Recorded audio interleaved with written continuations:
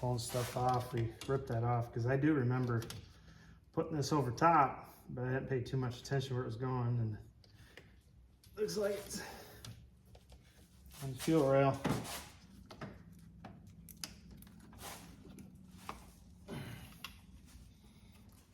Give it a shot.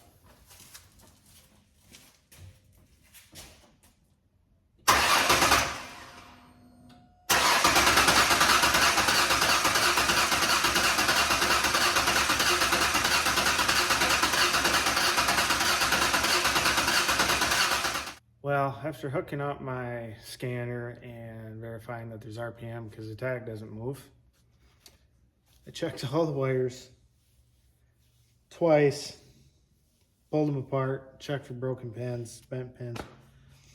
And on the back of the frickin' coil pack is a wire that I didn't hook up. I'm gonna hook that up now. Third attempt.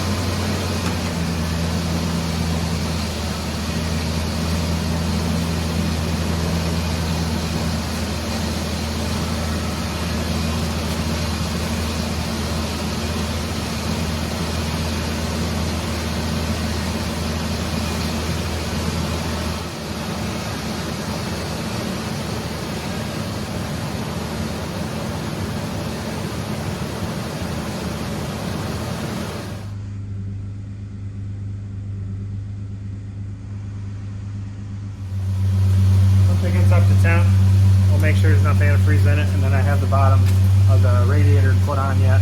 The protective covers, dampener, shroud, whatever you want to call it.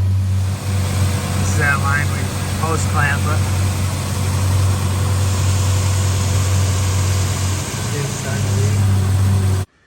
Alright, it's a new day, but here's what we got.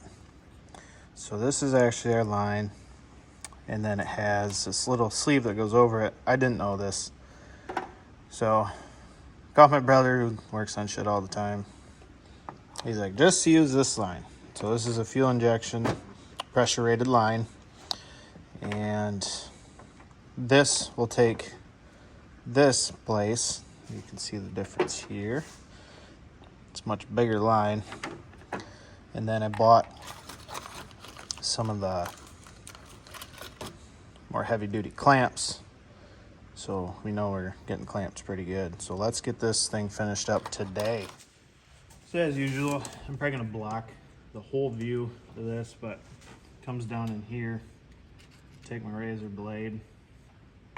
Actually, I'm gonna take my angled pliers. Should be able to pull off this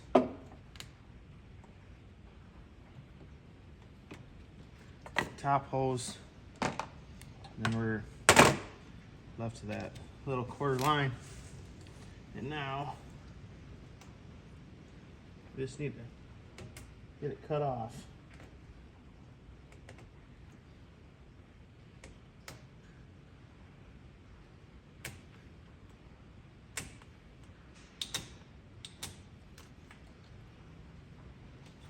Once we got cut down it, you gotta pull her off. And I'm actually gonna reroute this fuel line up out of the way. But I bought a couple extra feet.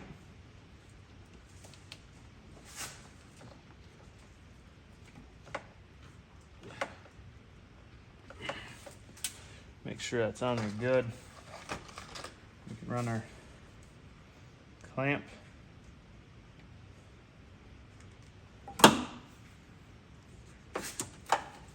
These are a lot more heavy duty than hose clamps. Little worm gear ones. I can't think of what you call them. But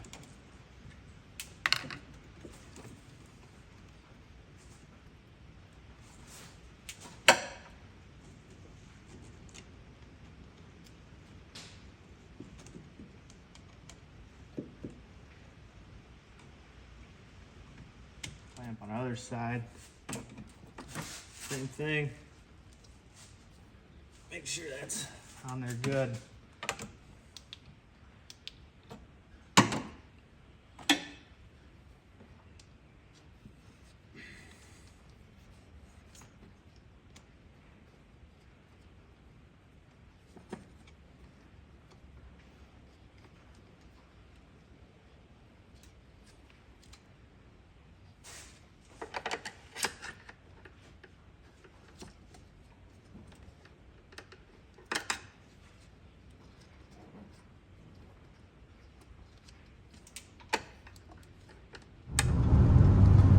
Out here on our test drive, we'll see what happens. See how that says it's low? It's on the back side of the pin, so it can't go up.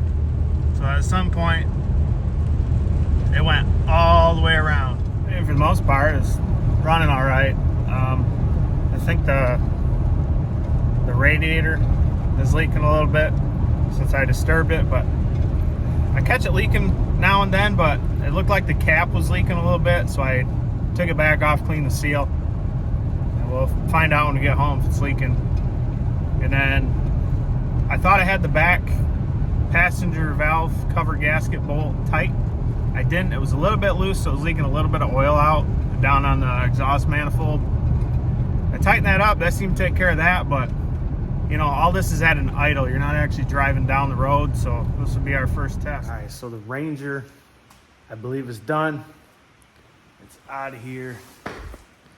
And we still might have to do radiator on it. But I'm just gonna let them drive it for a week or so. If it's still wet, we'll change it. But to me, it doesn't look like it's leaking that bad.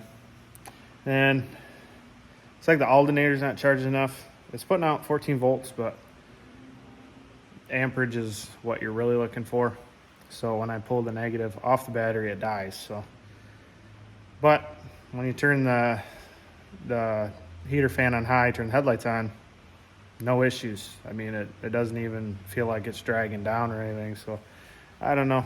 We're gonna let them know. But that concludes this series. And I know I skipped quite a few videos on that. I'm just trying to get this thing done. And I got like 10 other projects I got to have done in the next 3 weeks. So we'll catch y'all on the next one. Thanks for watching.